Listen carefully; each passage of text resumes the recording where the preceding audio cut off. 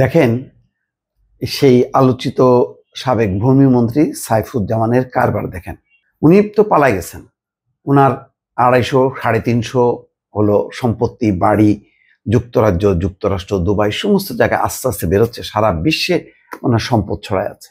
এর পেছনে কোন মাফিয়ারা আছে সেটা যেহেতু তদন্ত হয়নি, আমি বলতে চাই না, বুঝতে পারছেন যে এটা সাইফুজ্জামান চৌধুরী জাবেদের একার কারবার না। এটা বড় একটা গ্যাং মানে পেছনে আছে। সামনে মানে তার সেনাপতি হিসেবে সাইফুজ্জামান চৌধুরী আছে, সে হ্যান্ডেল করছে। দেখেন, পালায় গেছে কিন্তু তার সমস্ত ব্যাংকিং টাকা পয়সা বাংলাদেশে তোলা, তার চেক দিয়ে সবকিছু চলতেছে।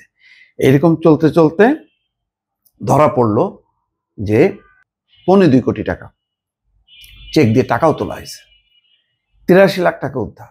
আপনি কল্পনা করতে পারেন, কোটি কোটি টাকা, 2.25 কোটি টাকা কম টাকা না।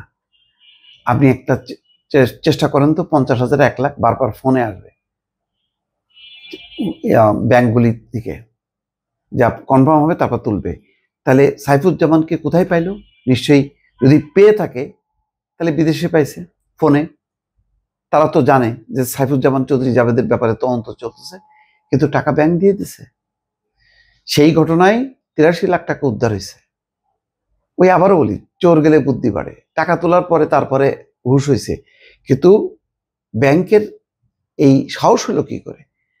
তার স্টাফরা আছে, এই চোরদের স্টাফদের থাকা অস্বাভাবিক না, মোটা অঙ্কের বেতন দিয়ে রাখছে। কিন্তু ব্যাংকে যাবার পর ব্যাংক একবারও বুঝলো না যে এই টাকা দেওয়া যাবে না, এই পলাতক আসামি, তার বিরুদ্ধে তদন্ত চলছে। কিসের কি?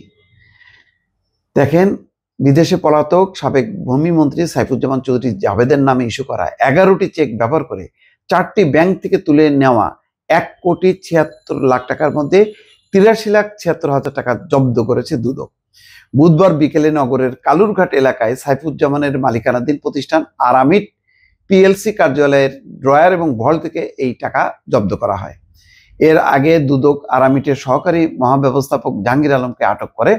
তিনি ব্যাংক থেকে 1,76 লাখ টাকা তুলেছিলেন। সম্প্রতি দুদক বলছে ব্যাংক টাকাগুলো নগদ করে হুন্ডির মাধ্যমে বিদেশে পাচারের জন্য রাখা হয়েছিল। তাই হচ্ছে কিন্তু এই যে মানে যারা এই 1 বছরের মধ্যে বহু ব্যাংক থেকে আস্তে আস্তে আস্তে আস্তে করে টাকা তুলে তুলে সব হুন্ডি করে বিদেশ চলে যাচ্ছে।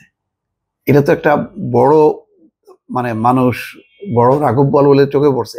আরো এরকম অসংখ্য এই কালপিটরা, তারা কিন্তু টাকা ঠিকই তুলে নিয়েছে।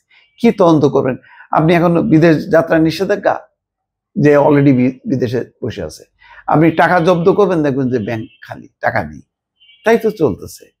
মানে এত সমন্বয়হীনতা বা প্রশাসনের রন্ধে রন্ধে এদের লোকজন আছে, এদের সাথে পারা সম্ভব না। এটা একটা বড় প্রমাণ হলো যে বিদেশে পালাই গেছে পলাতক আসামি, কিন্তু ঠিকই তার স্বাক্ষরে তার চেকে, ওই যে 11টা চেক, সেখান থেকে টাকা তুলছে তারা আরামসে।